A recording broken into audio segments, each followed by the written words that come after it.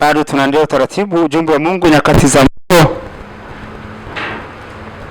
Tutaendelea kuwekana sawa. Sasa tuna dini mbili, dini ya Waislamu na dini ya Kikristo. Hizo ndizo nataka kuziweka wazi kwa nafasi hii ambayo hii nafasi ndio ambayo kujua wewe umejikita wapi, nafasi gani. Ni kwamba hizi dini mbili kitabu tukiangalia kama mwanzo kabisa ile mfalme, kuna dini moja ambao mama kanisa Katoliki, yule mfalme ambaye aliingilia neno la Mungu, akaingia akalikumbatia, akaweza kuliingilia neno la Mungu, taratibu zake za itikadi za Mungu jua, akaingiza neno la Mungu, akawa ameharibu mfumo wa Mungu katika neno lake, kwa sababu taratibu za Mungu neno lake alipungua wala aliingiliwa aliongezi wala hakuna namna yote ya kuweza au kufanya chochote katika neno la Mungu, kwa sababu yeye ni Mungu, neno la Mungu ni kamilifu. Lakini sasa yule mfalme wa Rumi hata kudiriki kubadilisha ile siku ya kuzaliwa kwa Yesu Krismasi, ikawa ilikuwa ni siku ya jua. Katuko siende sana, ni kwamba nataka nikuweke sawa kwa muda mdogo ambao nataka umiliki uweze kupata kitu halisi. Katika nafasi hii, katika mfalme wa Rumi aliingia taratibu na dini, akaingiza neno la Mungu katika akalichanganya, akaingiza itikadi za Mungu jua, akawa ameharibu mfumo mzima, hata kubadilisha ubatizo wa maji mengi, akaweka maji machache na vitu vyote alivyoviingiza hapo, akawa ameharibu mfumo mzima. Lakini katika nafasi hiyo Mungu akaona baada ya kufundisha na wale watokomene na wale Unikolai ulivyoingia, Mungu akatuma watu roho saba kwa ajili ya matengenezo, kina Martin Luther King, John Wesley, Reno Korumba na Rusa kwa ajili ya matengenezo kanisa, akawatenga kwa ajili ya kutengeneza kanisa lake, angao kuona kwamba anaweza kurudisha ile neno lake liweze kukaa sawa. Hapo nakwambia kuhusu habari za madhehebu ambayo ya Kikristo, ni madhehebu ya Kikristo hapo. Kipindi hicho kumbuka teknolojia ya kusafiri mbali ilikuwa bado. Pamoja na hiyo, yule mfalme wa Rumi akaendeleza, Mungu akazituma roho saba kwa ajili ya matengenezo, wakapinga, wakaona, wakatoa sababu za kutosha, wakaitwa Protestanti, Waprotesti wamepinga, wakajenga makanisa nje. Baada ya kujenga makanisa nje, wakaimarisha huko nje, wakaenda vizuri. Lakini wale waasisi walivyokufa kulingana na hii maisha ya wanadamu, walipokufa wale waliobakia wamebeba ile makanisa, wakawa wamerudi kuingiza taratibu tena zingine za Kirumi za kipaimara, maji machache, ubatizo wa jina la Baba na Mtakatifu na sakramenti, vyote wakawa wameingiza, wakaharibu mfumo mzima wa Mungu. Na maana ule mpango wa Mungu aliokuwa ameandaa kabisa kutengeneza kanisa lake, zile roho saba alizokuwa amezituma tangu huo ukawa umeharibika. Kumbuka kwa nafasi hiyo Mtume Muhammad alikuwa hajazaliwa. Kipindi hicho Mtume alikuwa amejaliwa. Kitabu cha mwisho cha Biblia ambacho ni Ufunuo wa Yohana kimeandikwa mwaka 59, kimeandikwa ndio mwisho Mungu akafunga vitabu vyake.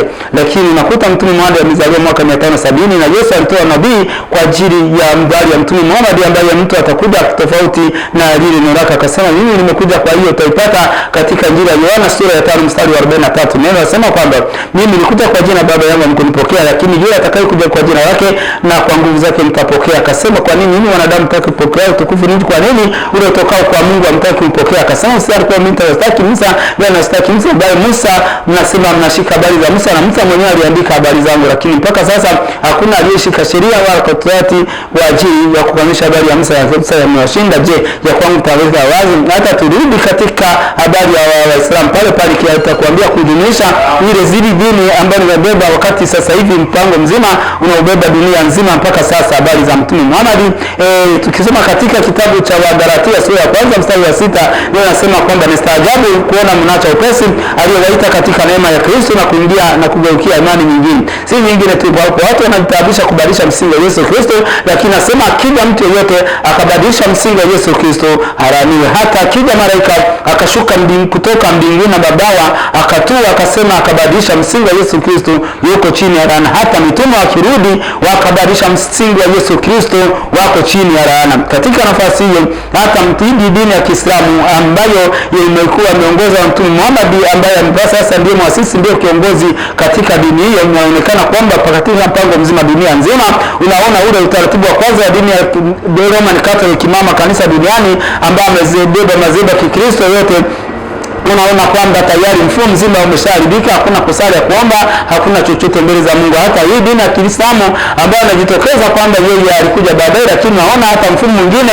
kuweza kuja tofauti na neno la Mungu ambayo ni Yesu Kristo, bado unaonekana bado hauna kibali kwa Mungu. Kwa hiyo bado unaonekana kama dunia bado ina kazi bure, bado ni kazi bure, hakuna nafasi ya kuweza kupata watu wanaopaswa kwenda mbinguni. Bado utaendelea katika mambo ya makanisa yote ya Kipentekoste ambayo bado wataendelea bado katika utaratibu mwingine, na Mungu akubariki. Ni dini mbili hizi dini mbili ndizo tunadili nazo sasa hivi, ambazo Mungu inabidi tufurahie wakati na ujumbe huu unapotoka. Tumtukuze Mungu na tumshukuru Mungu kwa sababu katukumbuka. Kwamba Mungu hana upendeleo. Nafasi naenda kuongelea dini mbili ambazo ndio muhimili wa hizi dini na utaratibu mzima wa kumwabudu Mungu wetu kama utaratibu tulivyo. Ni kweli kabisa, nitaongelea dini ya kwanza ambayo mama kanisa duniani Katoliki, ambayo mbeba madhehebu yote ya Kikristo. Ni dini ambayo mfalme wa Rumi alibeba akaingiza itikadi zake za Mungu za miungu katika neno la Mungu, tayari ameshavuruga utaratibu wa Mungu.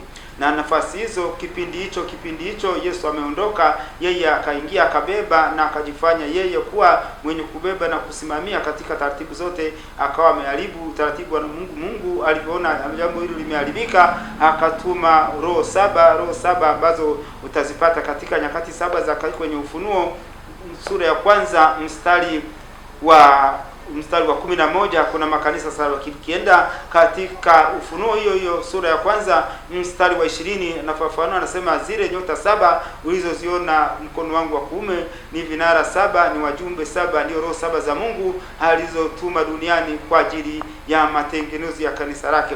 Matengenezo aliyofanya, alituma zile roho saba ni wakili Martin Luther King, ambao John Wesley Rusa kwa ajili ya matengenezo ya kanisa, Anglikana, KKT na zinginezo, Baptisti na zile zingine zilizoendelea. Wakajiona sababu zilizoonekana kwamba yule mfalme wa Rumi ameendelea nazo, wakaonekana kwamba wakatoa sababu za kutosha, wakapinga, wakaitwa Protestanti, wameprotesti, wamepinga, wakajitenga, wakajenga makanisa yao nje, ambao wakaendelea na kuyasimamia vizuri.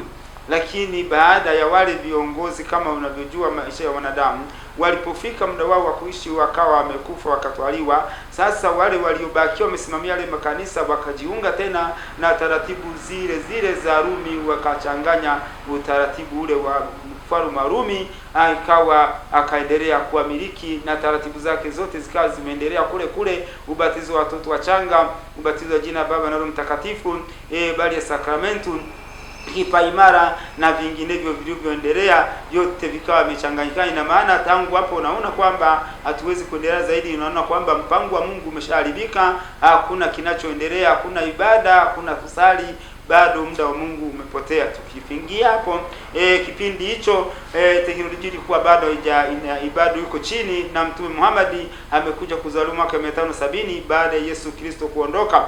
Lakini Yesu katika uhai wake alitoa unabii kwamba katika kitabu cha Injili ya Yohana sura ya 5 mstari wa 43, Yesu anasema kwamba mimi nimekuja kwa jina la Baba yangu amkunipokea, lakini yule atakaye kwa jina lake mwenyewe na nguvu zake mtampokea. Akasema, kwa nini nyinyi wanadamu mtake kutokea utukufu, ninyi kwa nini wanadamu ule utao kwa Mungu wampokee? Akasema, msidhani kwamba mtawashtaki Musa, ndiye atakayeshtaki, kwa sababu mnasema kwamba Musa, mnashika habari ya Musa, lakini Musa mwenyewe aliandika habari zangu. Lakini mpaka Musa akawa ameondoka, hakuna aliyeshika sheria au kuikamilisha Torati. Akasema ya Musa ameshinda, sasa ya kwangu mtaweka wapi?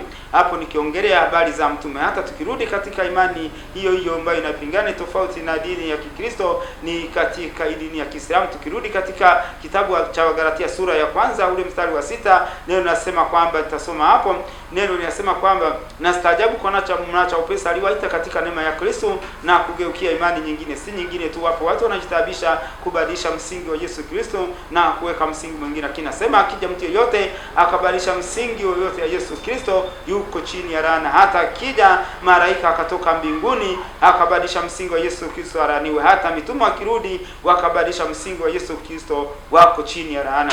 Kwa hiyo neno hili siwezi kuendelea zaidi na kuonyesha kwamba hapo mpango wa Mungu mpaka sasa hii dunia hii hakuna utaratibu wa kuweza kumwabudu Mungu. Hata tukirudi katika kanisa mengine ya Kipentekoste ambao unakuta vina vitu ambavyo vinabadilisha, kwa sababu neno la Mungu ni neno na utaratibu wa Mungu haupashi kubadilika. Lakini tukirudi katika kitabu cha Timotheo ile kwanza sura ya 4 anasema kwamba Mungu hajapata kuweka wanawake kuwa viongozi au kuwa wachungaji katika makanisa, lakini unakuta yako makanisa ya Kipentekoste ambao bado wanaendelea wanaweka wanawake wachungaji. Tayari tutaona kwamba mfumo mzima wa Mungu katika hali ya kumwabudu haupo. Ndio maana Yesu anasema tena injili ya ufalme itahubiriwa ulimwenguni kote iweze kuuda ushuhuda, ili turudi katika injili ile ya kwanza ya mitume, ili Mungu aweze kufanya jambo na Mungu akubariki.